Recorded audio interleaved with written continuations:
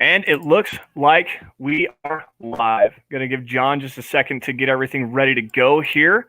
Wait for a green check mark on the super fan group. John's giving me the thumbs up. Thank you, buddy. We appreciate that. Mile high hello, everybody in Broncos country, and welcome into another episode of the Dove Valley Deep Divers podcast. I'm your host, Lance Sanderson, and joining me, as always, rocking that raspberry peace tea, which I appreciate that, is my good friend and colleague, your Denver Broncos insider, Mile High Huddle senior NFL draft analyst, the one and only Erick Trickel. Erick, I'm away from home right now. I'm out visiting my family and having some fun. What are you up to, man? How you been? How's everything going up there in Alaska?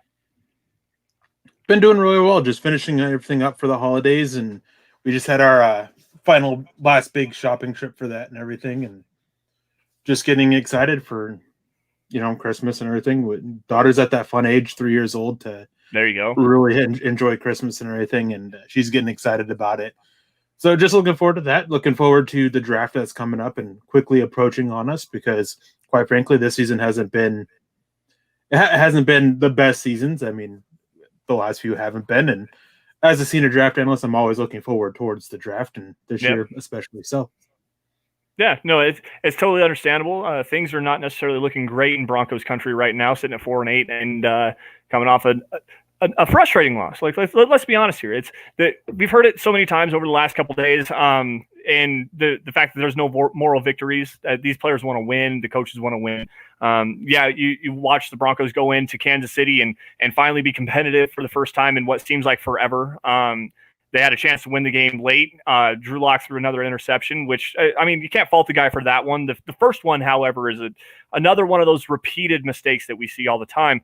But still, with the way that the Broncos are shaping up right now, we're going to break this down for you guys here over the next 4 games anyways. But the way things are shaping up, it's not a lot of optimism right now. You can talk to the youth and you can talk to the growth that we've seen from everybody, the injuries having the CV impact and everything like that. It's been just kind of an up and down and really frustrating season. So at this particular point, we're into December, and to break down the rest of the schedule, there's an outside chance the Broncos can make the playoffs.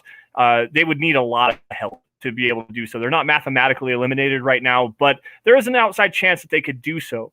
But what's more realistic in this potential scenario over these next 4 games? If the Broncos do win out and they go 8-8 and they get some help to get in the playoffs, or do they go 0-4 and they finish the season 4-12? And in my personal opinion, somewhere in between. And my personal opinion is going to be somewhere in between that. They're not going to lose every game. They're going to win at least one more, probably 2, or they're going to. It's more likely them to go to the 0-4 side of things than the 4-0 side of things. But before we get everything going here, guys, I got to finish out some matters of business really fast. You guys are watching the Dove Valley Deep Divers podcast. Follow me at Sanderson MHH on Twitter, for Erick at Erick Trickel. Also, guys, while you are at it, follow at DVDD_pod. It's the easiest way to keep up with what's going on with the Dove Valley Deep Divers. Also, follow at Mile High Huddle for instant news and analysis, film breakdowns, opinion articles on your Denver Broncos from all of your favorite Mile High Huddle personalities. If you guys are financially able to do so and are willing to do so, not to beg for anything here, not to push you in the wrong direction, head on over to the merch tent. HuddleUpPod.com. That's where you can get yourself a Dove Valley Deep Divers hat or that T-shirt that Erick's rocking right there. There's a face mask, a hoodie, coffee cup, something for the guys, something for the gals. You go a onesie for your baby. There's something for everybody at HuddleUpPod.com. If you're a Facebook supporter, become a supporter. Go to Facebook.com/Mile High Huddle. Click the blue Become a Supporter button. It's an easy way to show your love and support for Mile High Huddle and what we're doing here with the Huddle Up Podcast Network as well. If not, subscribe wherever you guys are watching this, whether it's YouTube, on Facebook, on Twitter, on Twitch. Subscribe to Mile High Huddle. Like every video you guys see, and if you love it, share it. It's the easiest way to help grow the network and what we do here at Mile High Huddle. It's the easiest barometer. It's the most organic thing that you can do to help the show grow. And also, as always, guys, tonight's live stream is brought to you by sportsbetting.com. As we know, gambling is legal in the state of Colorado, and sportsbetting.com is a no-brainer for sports fans. They have sharp odds, low juice, in-house bookmakers, which means they're not a third-party provider of the odds, and the reduced juice means they have the best prices. There's hassle-free bonuses with a one-time rollover, meaning that the bonus money is yours after you bet it one time.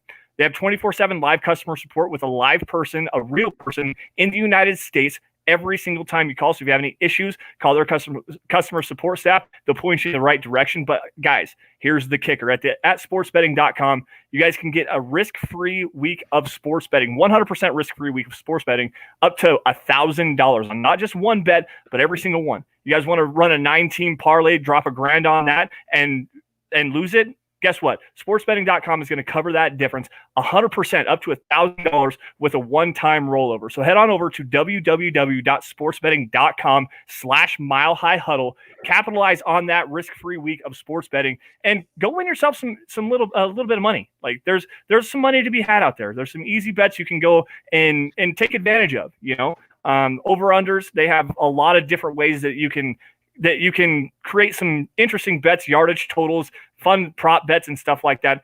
Sportsbetting.com/milehighhuddle. Go check it out, guys.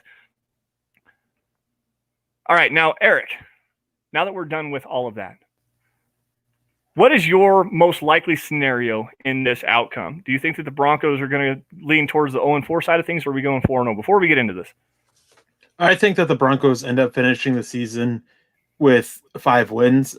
6 wins obviously wouldn't be shocking. There's 2 winnable games on it. I don't think they win more than 2.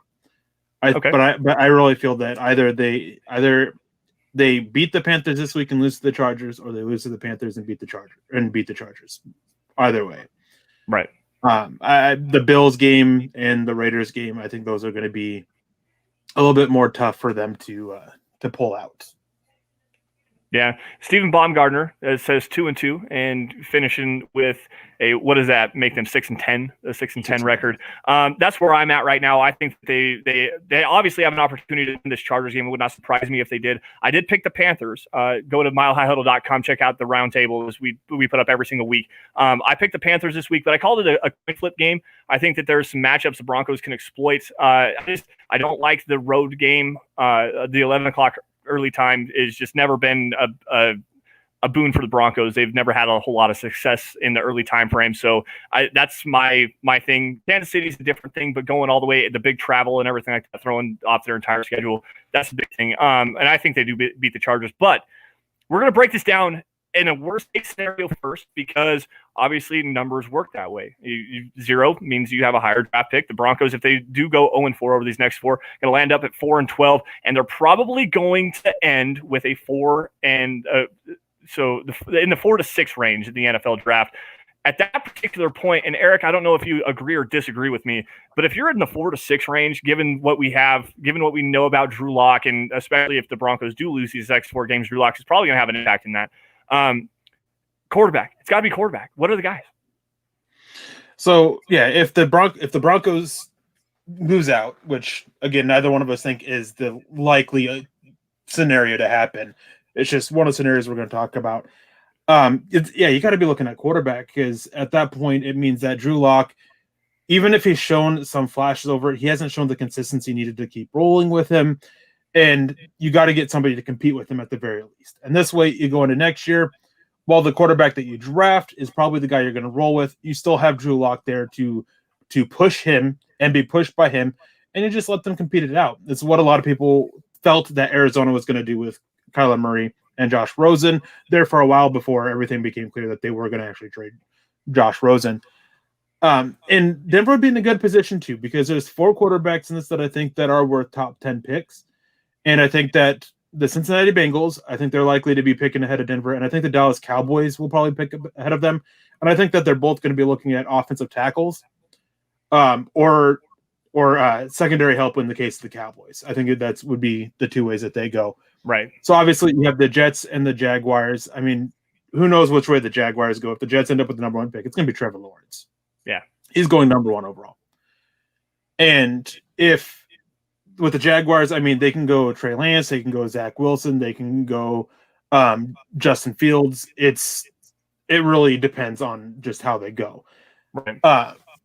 But each of those 3 quarterbacks, they all have something to offer. I don't think that Justin Fields was very high on the Broncos board for multiple reasons. That I don't think that they would go that way. I think that they'd probably go maybe defense over him. I mean, there's been a lot linking done to Micah Parsons, and he could be a get for them. They can go corner. They can even possibly look at trading down, which I think if they end up with a top 10 pick, that's something that's underrated. An underrated move that a lot of people aren't thinking that they'll do very well. But Trey Lance, he's got all the physical tools. He's got the raw tools. Very not a one-to-one comparison, and I always hate doing comparisons for this reason. But I see a similar pathway to success with Trey Lance as what the Bills did with Josh Allen. Mm-hmm. And that's building the scheme out completely around him. Doesn't matter offensive coordinator, what their scheme is it's got to be thrown out the window, and it's got to be built around that quarterback. It's got to be built around Trey Lance. You got to use his legs, and you got to work with him. And just Dak Prescott's another quarterback that he's compared to. I think Nick Kendall used that comparison there. And I can see it. Some of the deep ball accuracy and placement is a little bit rough with Trey Lance there.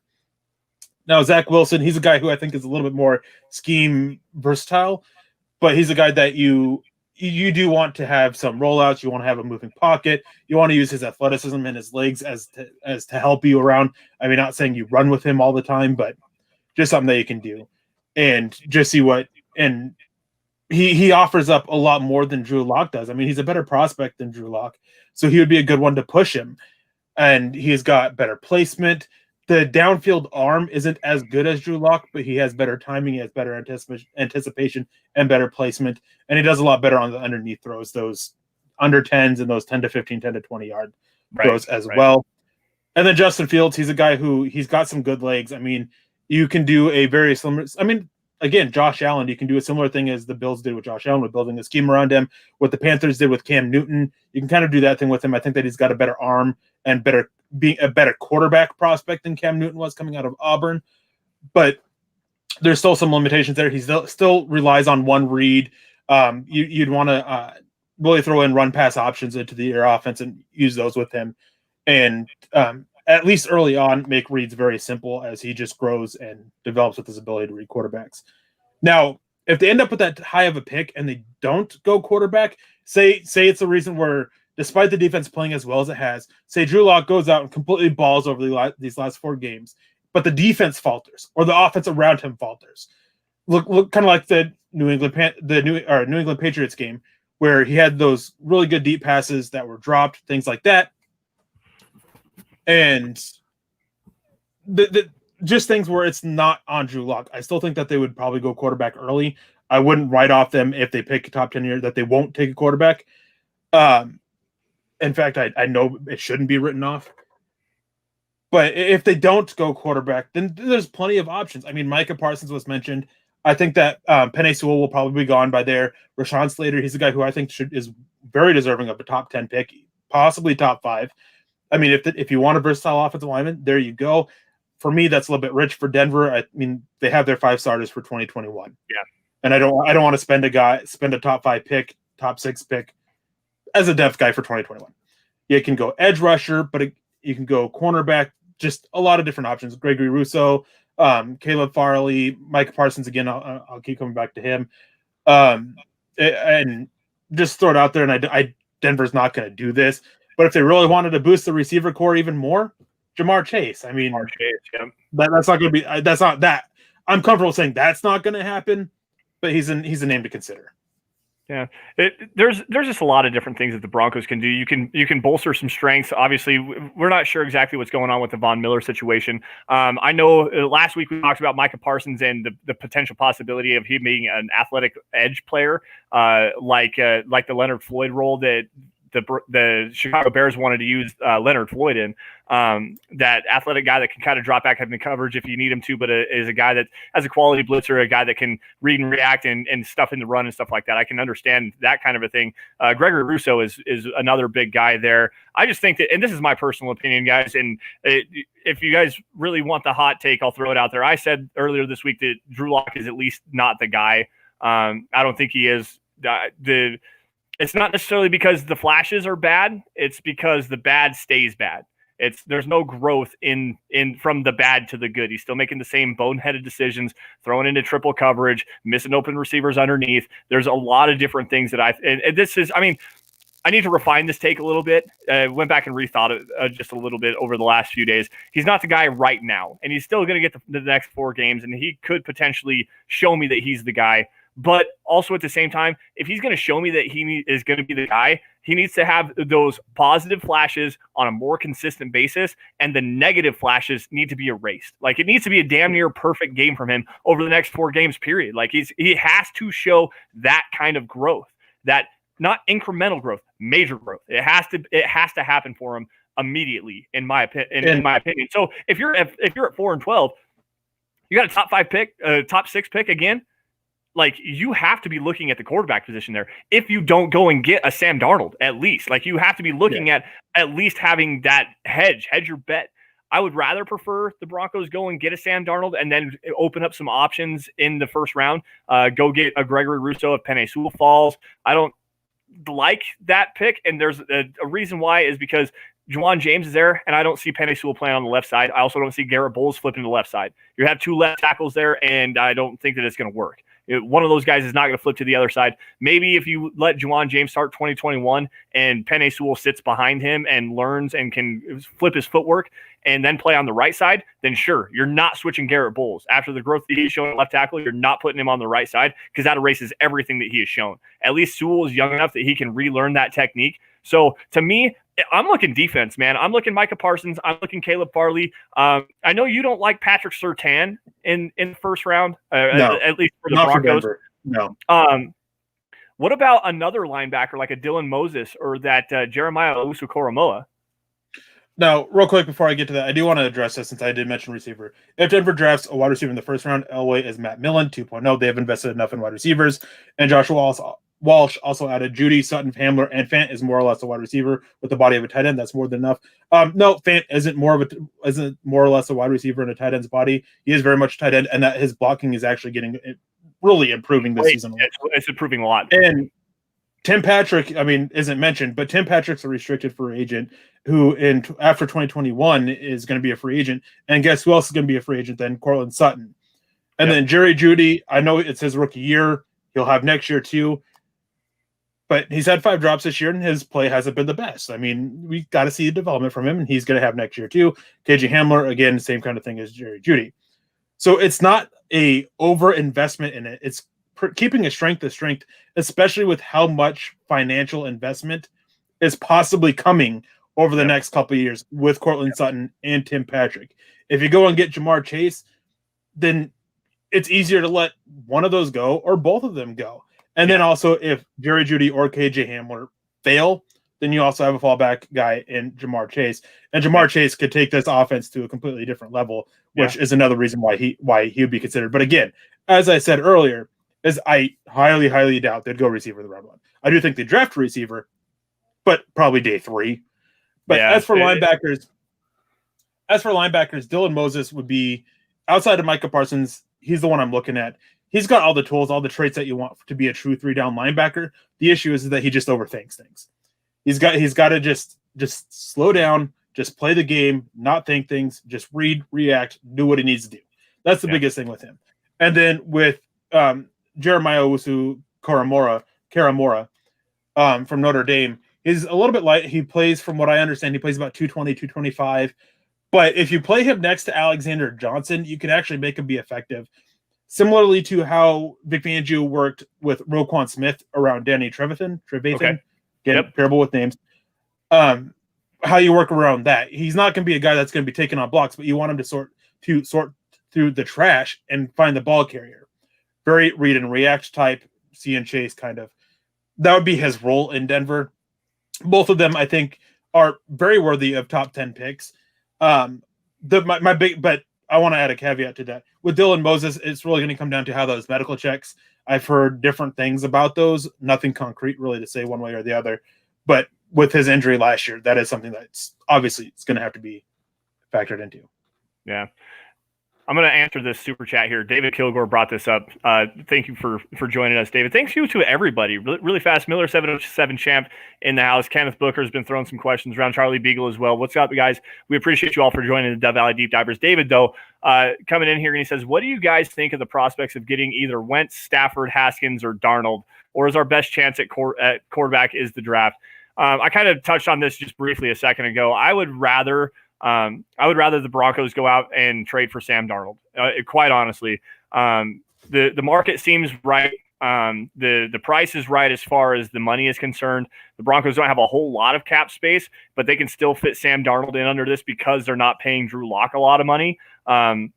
Also, I'm not sure exactly what happens with AJ Bouye, though I'd like to see him restructured and come back with the team on a smaller number than the $13 million he was going to get next year. Jarrell Casey, another guy that I like to see restructured rather than released, but it's more than likely he's going to be let go. So that's going to open up a little bit of room. But with Justin Simmons needing paid, Shelby Harris needing paid, some other guys, you've got Alexander Johnson needs a tender, Tim Patrick needs a tender, Philip Lindsay needs to have a tender. There's some money that needs to be thrown around. You're not going to be able to manage a trade for Matthew Stafford, who is the golden child there. Also, I don't want to throw multiple first-round picks, which I think is probably what's going to take, at least a first this year and maybe a first next year. You might get away with a second. But Matthew Stafford, that the money there, if you take on that kind of a contract, you're missing out on either one of or both of Justin Simmons and Shelby Harris. Like you're not going to be able to fit those guys underneath. So to me, it's Sam Darnold because you're going to give up a third and a fifth more than likely. That's what the market is per Benjamin Albright. And you also have the cheap rookie first round contract right now. So if you're going to go and get a guy for some competition, Darnold seems to be the guy. And the reason I say this is because this part of the reason why I'm not sold on Drew Lock right now and probably won't be sold on him for the rest of his career. At least Sam Darnold is playing in a terrible situation. And like that offensive line is absolutely horrible. But he still continues to make the correct plays, the correct throws. He makes the right reads. He delivers the football on time. He's not the problem. There's no argument for Sam Darnold being the problem with that Jets offense. There's no weapons to throw to. Jamison Crowder's one guy. The offensive line is absolutely terrible. They're banged up and they're beaten and battered and bruised. And Sam Darnold's gun shy. That's a big thing. When he was playing early in the games, look at what happened against the Raiders last week. Sam Darnold played tremendously in the first half. Then the offensive line gave up, and Sam Darnold had nowhere to deliver the football to, had no time to throw the football, and it looked terrible. To me, you put Sam Darnold in this offense and you give him a true legit shot because the Broncos' offensive line is actually really good. They're gelling right now, big time. They've got a lot of weapons for him to distribute the football to. You let him grow a little bit within this offense, challenge Drew Lock. You run into it with that and still keep your first-round pick to get a blue-chip talent and add to this team that has some holes at the linebacker position, at the cornerback position. If you get Darnold and Lock, run a true quarterback competition and work with it like that, may the best man win. That's the win-win scenario. Yeah, so there's a couple questions here or comments here that I want to talk about real quick. Biggie Bronco, Lock is the future in Denver. It's bad offensive play calling. They leave the NFL and taking shots at 20 yards or more. When you get third down, you don't go down the field every time. Bad play calling. On those third down plays, when they take those deep shots, that's Drew Lock. That's not the play. Watch the play. You have the underneath receiver, and typically they're open. Drew Lock is looking at the deep shot. It's not Pat Shurmur. And this is something it's become a big pet peeve of mine and Pat Shurmur by no means is doing a great job. No. But it's so easy to say a failed play is because of the play caller. It's so easy to do that.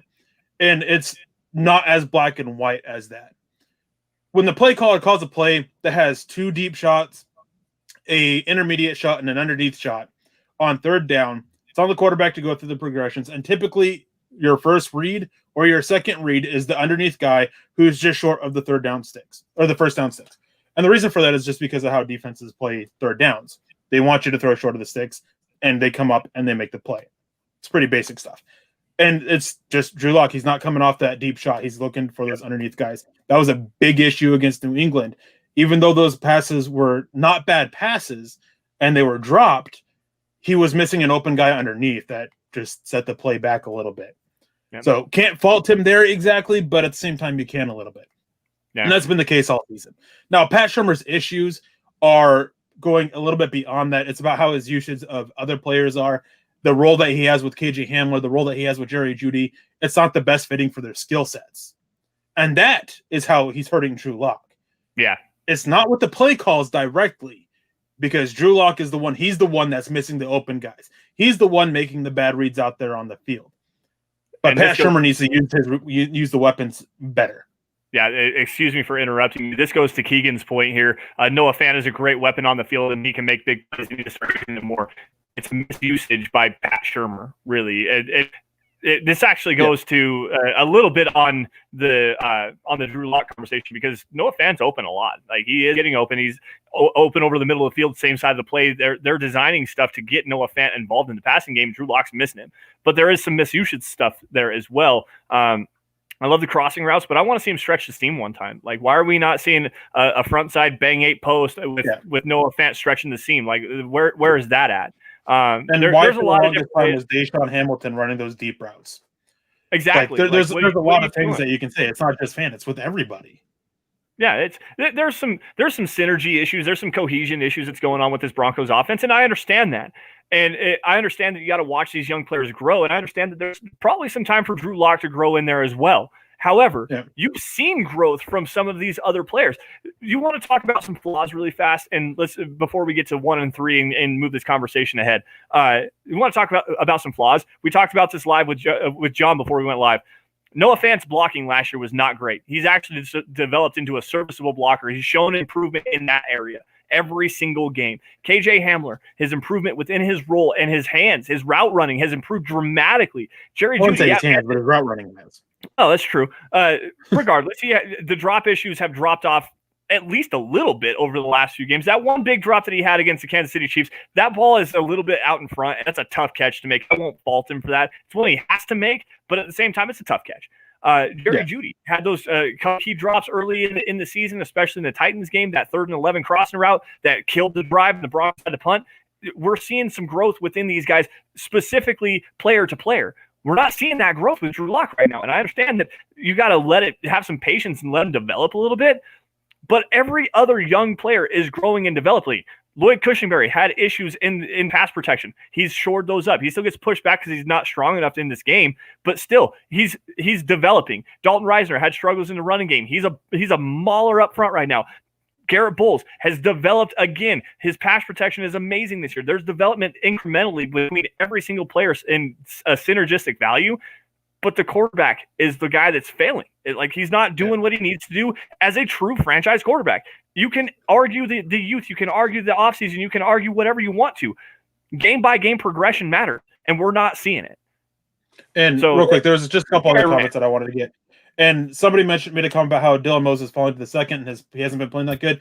That's not true. Dylan Moses has been playing really good this year. He's still having issues of overthinking, but not a single person, not a single scout, not a single member of any team, organization, none of my sources or anything like that have mentioned anything about him falling out of the second. It has been consistently that he is at the very least a top 15 player. Now, of course, there's still time to go about that. And again, as I mentioned earlier, the injury stuff, that still has to be kind of figured out and everything. And the medical checks at the combine, depending on how they do that this next year, that will be a big deal into that. Yeah. And then there was one other thing here that I saw, and it was before we get to that super chat, is why is Judy getting no targets? The last few weeks, he's been targeted quite a bit. He had, I think, like 8 targets against the Chiefs. He was targeted quite a bit. He's just been the decoy, though. That's been his biggest thing. He's been the decoy route. He's the one that's trying to draw attention to open up somebody else because he's been hurt, because he hasn't been at full health. And that's one thing that I actually can't complain about with Pat Shurmur for, is when offensive player is hurt. That's what they did with Noah Fant. You don't want them to take hits unnecessarily, so you kind of use them as the decoy to draw attention and everything to try to help open up somebody else. I'm looking it up right now, but I think I'm fairly positive on this that Jerry Judy's actually leading the team in targets this year. Like, he has the most targets of any wide receiver in the on the Broncos roster. Part of that's because he's been banged up, but he's played every game. But also they're actually targeting him a lot. He has less than 50% catch on that, but it's not necessarily his fault. He's getting open. Lock's missing him or whatever. There's some drops, whatever the case may be.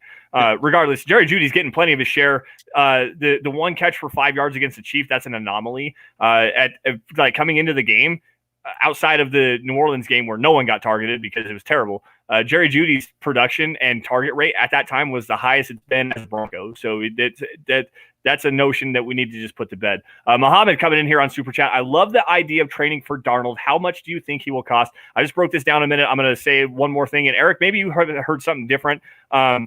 According to Benjamin Albright on Broncos Country tonight, NFL Insider, he says that the current market is at least a third-round pick. Third and a 5 will probably get it done. That market's probably going to rise. I see that I could see the Indianapolis Colts. I could see the San Francisco 49ers jumping in on that to try to jump in and drive that price a little bit higher. Eric, what do you think the market is, and what would you give up for Sam Darnold? I really wouldn't go more than 2/3 over 2 years, really. He's getting to the point where he's towards the end of being cost controlled, and has played this year. He has struggled quite a bit. There has been some good, but there's been a lot of bad as well. But the question is, how much of that is Adam Gase? And then also the question is with here, I'm going to go off on Pat Shurmur for a little bit. Is Pat Shurmur the right guy to fix him? And I don't think he is. Right. And so that's another issue too. And then there was one other comment too that I saw that I missed earlier, and it was about screens and Pat Shurmur not using screens. Screens are more and more becoming a negative play for offenses. As defenses get faster and more aware and smarter, the success rates of screen passes are going down. And Vic Fangio actually had a comment about that, about how I don't know the full quote, but his comment was along the lines of, it was nice to see a screenplay actually work. And it's because that screenplays more and more are becoming unsuccessful and negative plays for the offense. In general, there are some teams that still do them extremely well, but those teams are more outliers than the rule, really. Right. Now, getting to if Denver goes 1-3. Yeah, I was going to say, let's move this up. This is one where obviously Denver wins one game, whether it's the Chargers. This is what I think that the most likely scenario is for the Broncos. They'll probably be picking not quite top 6, but probably like 7 to 10-ish, 7 to 11, somewhere in that range if they end up going 5-11. And it's very much the same. If a quarterback falls to them, you should consider it. I think if they win at least one game, I think that's a reason to go more veteran at quarterback than going to the draft, and then using your draft positioning to either trade down and get some good value with picks in return, or going and boosting your defense. Because one issue that I have with the Broncos over the last few years is the lack of attention spent to keep their defense young. And it's kind of a double-edged sword, because if they don't do that, then they're not bringing this youth on offense. And they needed that. They needed the youth infusion of that on the offensive side of the ball. But they also need it on the defensive side of the ball. Kareem Jackson's getting older. Jarrell Casey's getting older. Shelby Harris is getting older. They have a bunch of impending free agents. Von Miller's getting older. Bradley Chubb, his play has been hit or miss this season a lot. Curious to see what he's going to be able to do next year. Hopefully he takes that step forward like I thought he was going to this year, even just coming off the injury. And maybe that was a bit foolish on my part. And linebacker, that's still a concern. They drafted Justin Cernod, but we didn't see him this year. So I think that's a good point to trade down, pick a couple of picks this year, and help build this defense. Get younger, get cheaper, and better the depth, because we're seeing it this year that the depth, they're doing all right, but I think it's more Vic Fangio's scheme than actual talent. Yeah. I think a lot of it, to me, depends on exactly what pick that is. It depends on where the Broncos are actually selecting, and there's tiebreakers and stuff like that. I think the Broncos, with their high strength of schedule, they're going to get kind of screwed over on that. If they do go 5-11, they're going to be picking in the bottom range of that 7 to 11 spectrum. Because, I mean, it's obvious. If you have a tough schedule, you're probably going to lose more games. If you have a weaker schedule, you lose more games. I mean, you have worse talent or worse situations. So it's a double-edged sword there. If they're picking at the bottom end of that spectrum, and they're not inside the top 10, I would much rather see them trade down. Even if they're at 10, I would much rather see them trade down. And the big thing to me here is targeting a cornerback. If Caleb Farley's there for you at 10, you almost have to run to the table and go make that selection, especially with the Bouye situation. Get some more youth in the secondary. Obviously, Aseng Bassi being out this week is going to be huge. Bryce Callahan, we're not sure with what his contractual situation is.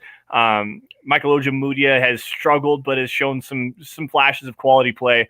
You got to get another cornerback, and the depth of this room was a big issue this year, coming into this year, and they've overachieved for the most part. But to me, you have to go get that cornerback. Obviously, another inside linebacker, Dylan Moses there, Jeremiah Owusu-Koramoah. There's another guy, I think, as well. But this is actually, if you're going to go offensive lineman in this situation, I think there's a guy that you can go and get. And it might be considered a little bit of a reach for you. I know you like that Darisaw kid from Virginia Tech, but I'm looking Alex Leatherwood here because I think that you can move him over to the left side. Well, I think you can move him over to the left side. And you, like I said, it might be a little bit of a reach here, but if you move him over to the right side and use him as a developmental piece, I think you could probably get some luck out of that. Darisaw, do you think he can play on the right? I think Darisaw can play on both sides. I think that he's got more versatility to play either side than Leatherwood does. Okay, then there you go. Since you're talking about corners, actually, this is actually a perfect comment because I was actually going to ask a question like this. So CC says, will Fangio draft the corner in the first, though? Well, Vic Fangio, as a defensive coordinator, he's never drafted a pure corner in the first round. He drafted two versatile defensive backs in Jimmy Ward and Erick Reed when he was with San Francisco, but he's never drafted a true corner. Did he draft Jaquiski Tartt? Did he draft Jaquiski Tartt? I don't remember. I don't think so. I think he was with the Chicago Bears at that time. Okay. I'm not positive, though. That would have been a third one, though, by the way. Yeah, of a versatile defensive back. And so I think Caleb Farley, Vic Fangio, he's shown that he will rather go get not the top guy, but a better scheme fit. Caleb Farley, he's a top guy who's also a scheme fit. So this could be a year where they finally do that. Right. But if they go with that versatile defensive back, even pick it in the top 10, I think this guy's going to rise, especially over the final part of the draft process. Paris Ford out of Pittsburgh. There you go. Now, Kareem Jackson's age, he's 32, going on 33, I believe. He's a free agent after next year. Paris Ford is basically Kareem Jackson 2.0. He can drop down. He can play in the nickel. He can play two high safety. He can even play a little bit of a single high. He can play in the box. He's tough as nails. He'll lay the wood. Man. He's got good technique to wrap up and everything like that. So I think that kind of piece, that versatility that he brings, that really could be a piece for Vic Fangio, especially with how much he likes those versatile defensive backs. Jimmy Ward, Erick Reed, Paris Ford is not too dissimilar from them. What about that Holland kid from Oregon, that safety from Oregon? I think the first round is a little bit rich for him. Really? That would be a guy who, like in the second round, I'd probably be wanted to consider there.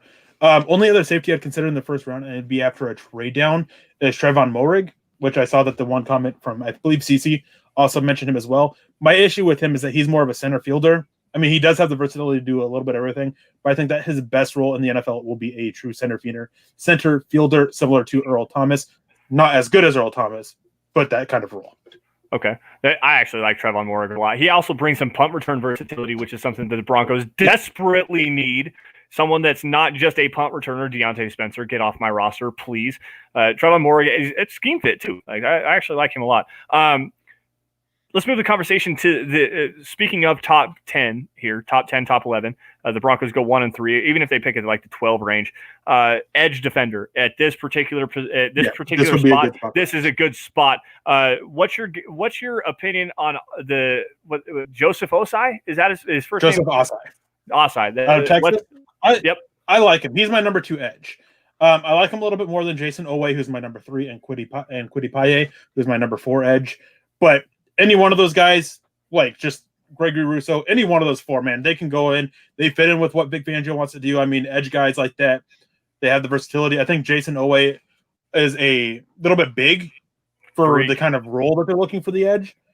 He's more Bradley Chubb, and they're kind of looking for more of a Von Miller. And I think that Kwity Paye, who plays about 275, I think that he's got a little bit of that tweener to him for the Vic Fangio defense. So that's going to be something that you watch out for as well. But those aren't the only guys, but those are the 4, or those aren't the only edges, but in that range, those are the only 4 I would consider. Joseph Osai, he can bend the corner. Gregory Russo, he's just a raw athletic freak of nature. I don't think he can end up on a tier like Myles Garrett or the Bosa brothers, but I think that he is a poor man version of Myles Garrett. Myles Garrett, when he was coming out, he was very raw, athletic freak and everything, just needed the technique to be built. Gregory Russo, I think he has that same kind of thing, just not as high of a ceiling. Now, Aziz Ogilari, he's another one of those edges that I was talking about. This is a great edge class. I really love this edge class. Aziz Ogilari, he's a guy who he's a little light. He's only like 240 pounds, but you can't really tell. He doesn't get bullied as often as you think he would. when you're looking at his size, especially against the run, and he can turn the corner. He's got really good bend. And then Quincy Roche he's another one out of Miami. Patrick Jones, a guy out of Pittsburgh. Like, there's a lot of good edges. All of them can fit with what Denver needs up front, and a lot of and be versatile with what they do. And I think one guy that would be very underrated, or that's going under the radar, that would be a good pick for them, probably in the second, third round, would be Victor Dimukeje out of Duke. Ooh, I remember that name from last year, actually. Victor Dimukeje, yeah, I remember that name from last year. All right, so now let's go forward just a little bit here. The Broncos pick at 2-2. That means 11-13, 12-14, somewhere around in there. Really kind of the same conversation, guys. So talking about the same guys. Looking at edge, quarterback, offensive tackle, potentially a safety, versatile defensive back. But where it kind of gets fun is when you go 3-1. Say the Broncos end in 7-9. They're going to be in the 14-18 range, somewhere around in there. Erick, what about the cornerback class in that particular range strikes your intrigue? Now, I know our colleague Nick Kittle, he's a little bit higher on Eric Stokes than I am, and he likes him in this range. For me, there's no other corner that fits with what Vic Fangio wants to do that fits in that range. Okay. This would be, again, Paris Ford. This would be a range I'd be looking at him if you want to go defensive back. But still, in this range, you're still looking at linebacker. And I think that this opens up the possibility for a couple other linebackers or even trading down. And, I mean, on that same note, too, I mean, Christian Darrisaw, Dylan Radins, those guys become a little bit more possible here, at least in my opinion right now, based off of how I have my board set at this moment. But I think that this would be a really good year for Denver to trade down. I don't think that it's a great draft at the top. I think there's like 3 or 4 guys in that tier 1 of this class, and I think that there's a lot of like good 20, 30 players in that tier 2 of this draft class. Like, it's really strong. I think from pick 7 to about pick 43 or so, I really love how this class looks. Yeah, it's a really good point. Should we consider the interior defensive line position? This is actually one that I actually had debated with a colleague, Nick Kendall, about. I think that, okay, so defensive line is you typically take 1.5 to 2.5 years to really develop as a player. Yeah. Mm-hmm. It takes time. It's probably one of the longer transitions for it because there's a lot more you have to learn. And, I mean, college, you typically stick to a lot more to just 1 gapping or 2 gapping. NFL, you do a little bit more.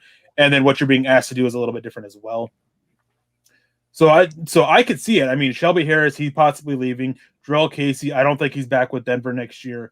DeMarcus Walker, he's gone. Draymond Jones, he's playing well, but he hasn't taken those big steps forward that you want to see after a year, year and a half. But again, it takes that time. Next year, really. McTelvin Ajim, he hasn't shown the progress needed really this year either. But again, takes time. So yeah, you definitely could consider it. But my thing is that there's right now, there's only one defensive lineman I'd consider as a first-round pick, like true interior defensive lineman I consider as a first-round pick, and that's Jordan Davis. And with Mike Purcell re-signed, I don't see the need for Jordan Davis. I think that he's that 0-1 technique in the base that can slide over and play that 3-4-eye technique in Vic Fangio's defense. And with Mike Purcell, you just don't need that full-time. Davion Nixon, to please Nick here, he's the guy that I'd be considering round 2. I really like Jalen Twyman out of Pittsburgh as well. I absolutely love the Pittsburgh defense, by the way. That Pittsburgh defense is ridiculously stacked with NFL talent right now. They're playing so well too. Man, Pittsburgh looks really good this year. Now I've got a question here, and I'm gonna appease Bawana, Mr. John Cronenberg, MHH, and he's asking about a specific Colorado Buffalo and Nate Landman, and should the Broncos Kenneth Booker in here with the actual question. Where does Nate Landman of CU get drafted, and should the Broncos think of selecting him, or do his talents not translate to the NFL?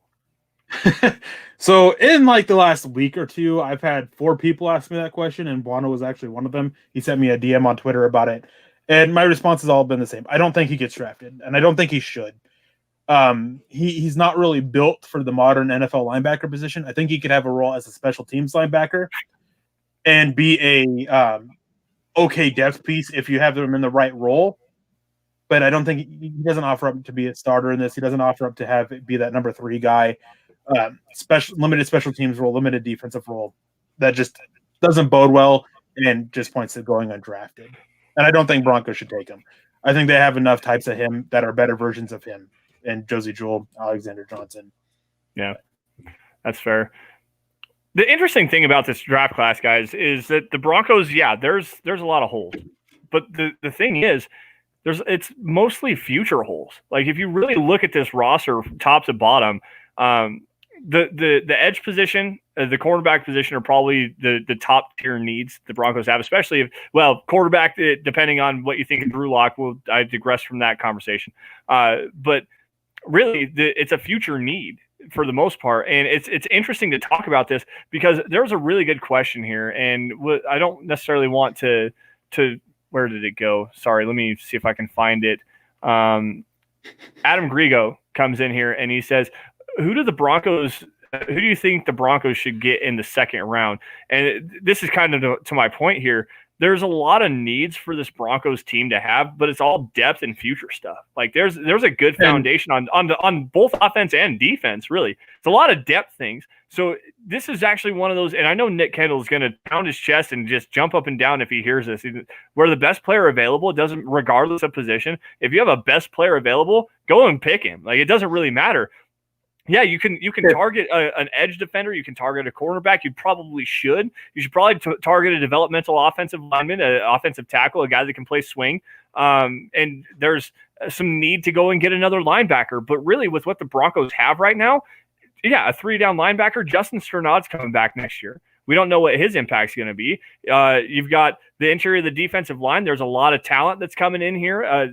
Draymond Jones is growing up. He's actually playing very well. DeMarcus Walker, what do the Broncos do with him next year? Do they let him walk or they bring him back? You've got McTelvin Agim that's been playing at least decently in his rotational role. So there's some youth to be had there. Shelby Harris, Marcel is going to come back healthy. Another depth piece there, but are you going to make that as a priority? Probably not. Offensive line, you have your 5 starters. You have a couple of guys on the backside of that, backup guys that are developmental guys, Elijah Wilkinson being one of them. You might go back and sign in a DeMar Dotson to come back and play as your backup tackle. He's already displayed interest in doing so. So do you really need to go and draft an offensive tackle in the top 10? Probably not. So really, it's your opinion of Drew Lock, or take the best player available on the defensive side of the football and reap the rewards. Is in the second round, picking high in the second round, you look at your board, you look at your players that are left. If any of them have a first round grade from your team, from your scouting department on them, you take them. That's what you do in the second round. If there's none left, then you don't ever draft by need. You look at the best player available. And one thing that always gets forgotten is that John Elway, for the most part, always tries to go into the draft without major obvious needs. And he likes to try to draft by best player available at a position of need. So that's something to look at. And I see a couple comments about drafting a quarterback late and to push Drew Lock. And if you're drafting a quarterback day 3, he's not there to push your starter. No. If you want to push your starter, you're taking a guy either round 1, round 2, or round 3, and that's it. That's how you're going to push your starting quarterback. Anybody else you're looking at as a developmental backup, developmental guy to possibly in a couple of years push for a starting job, but most likely push to be your backup quarterback. That's what you're looking at day 3 quarterbacks.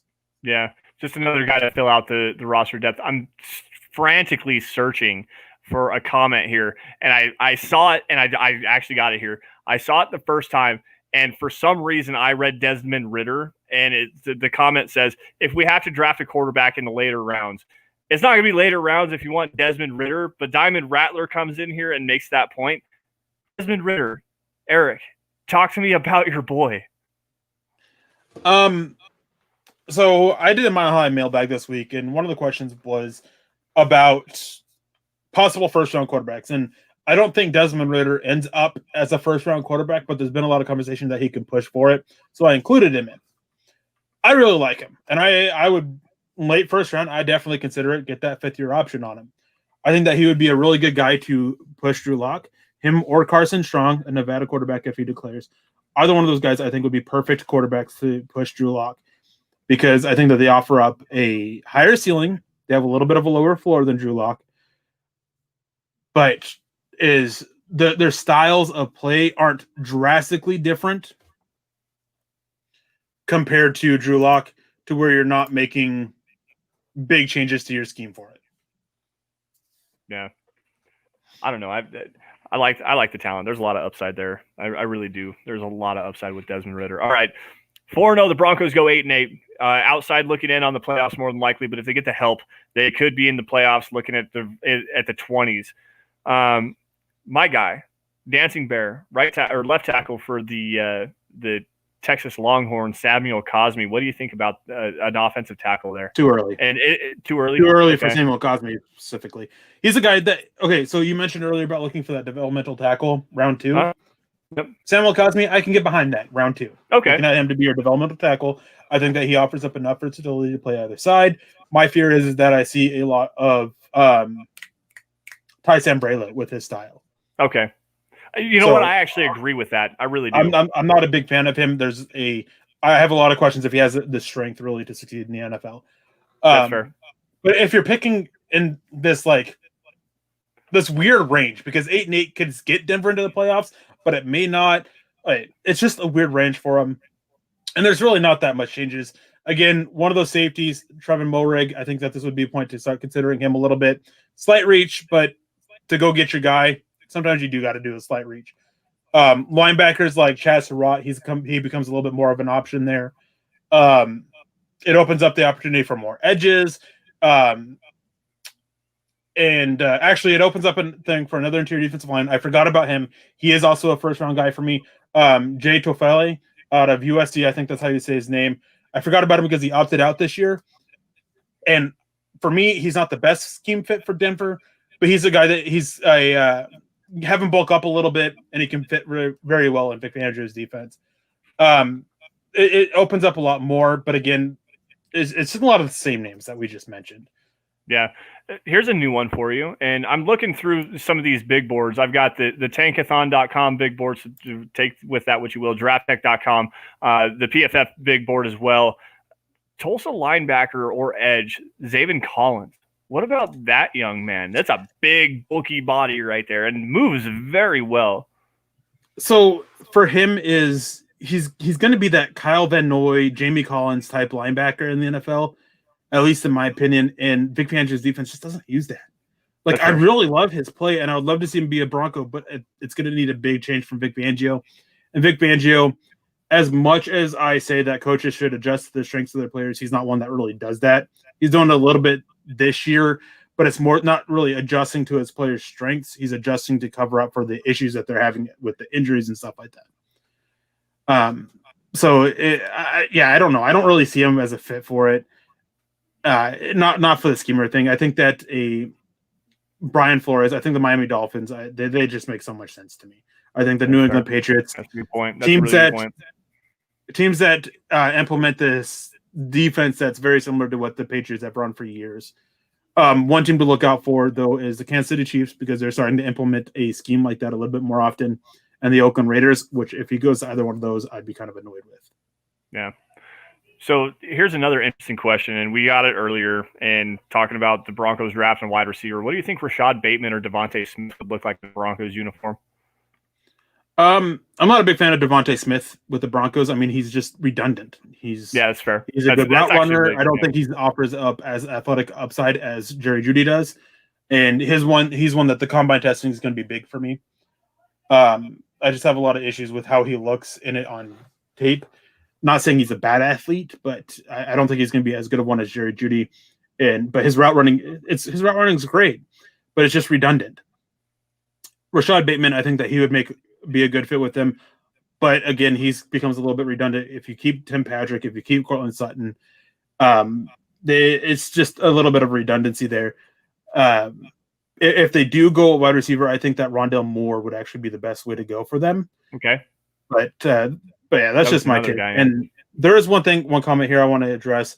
And Guy University, how do you sign a failed coach? Talking about Pat Shermer, he did absolutely nothing with an above-average Giants team. That Giants team was not above average. That Giants team was bad.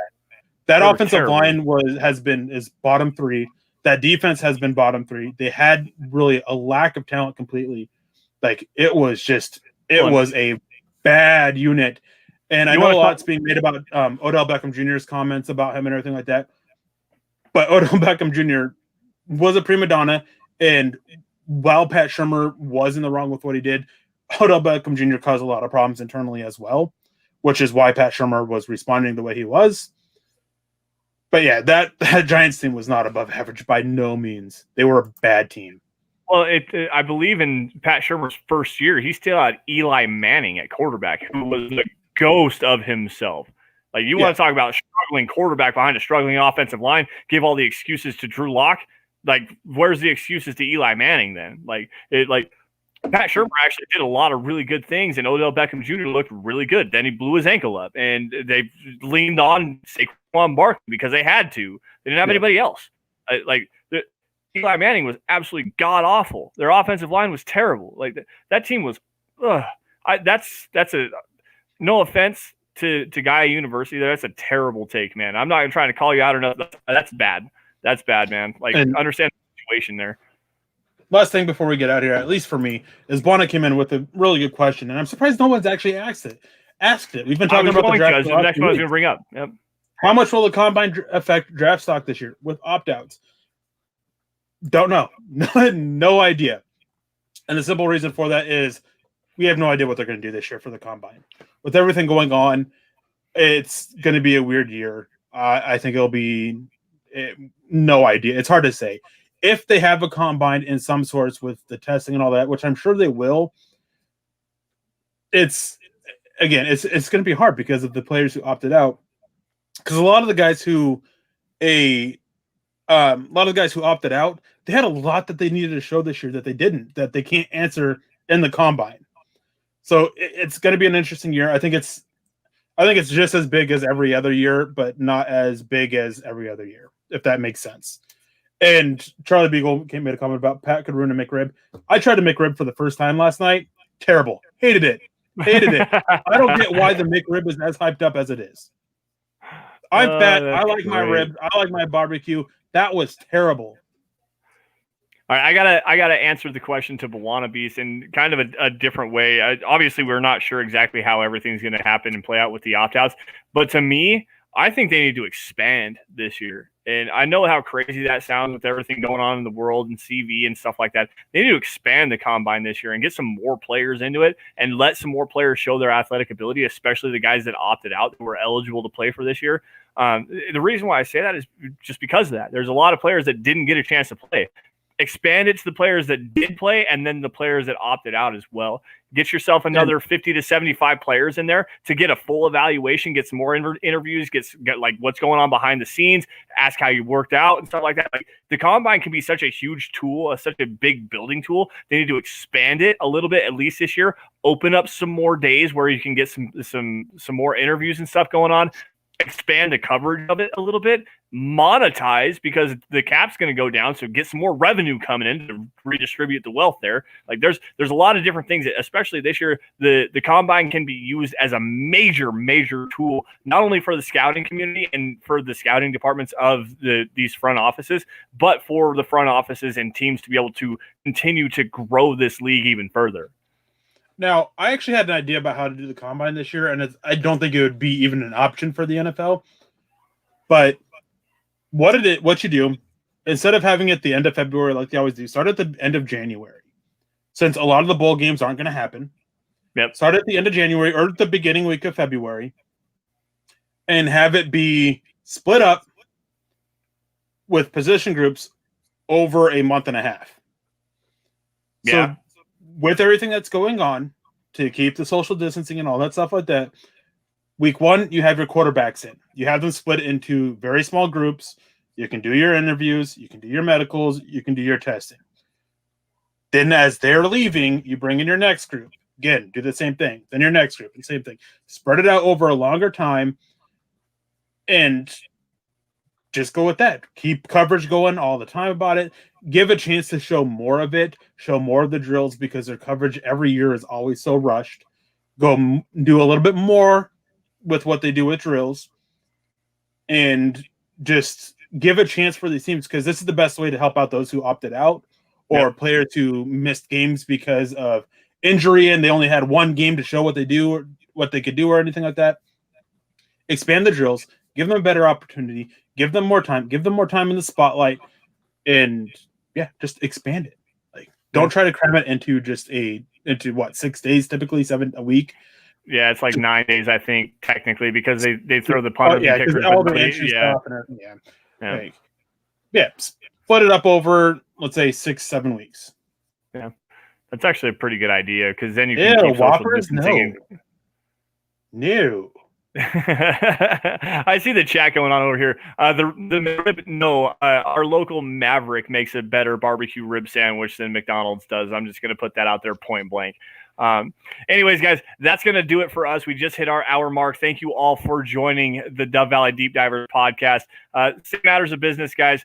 Make sure you guys are following us on Twitter at Sanderson MHH, at Erick Trickel. If you have any questions, guys, please don't be afraid.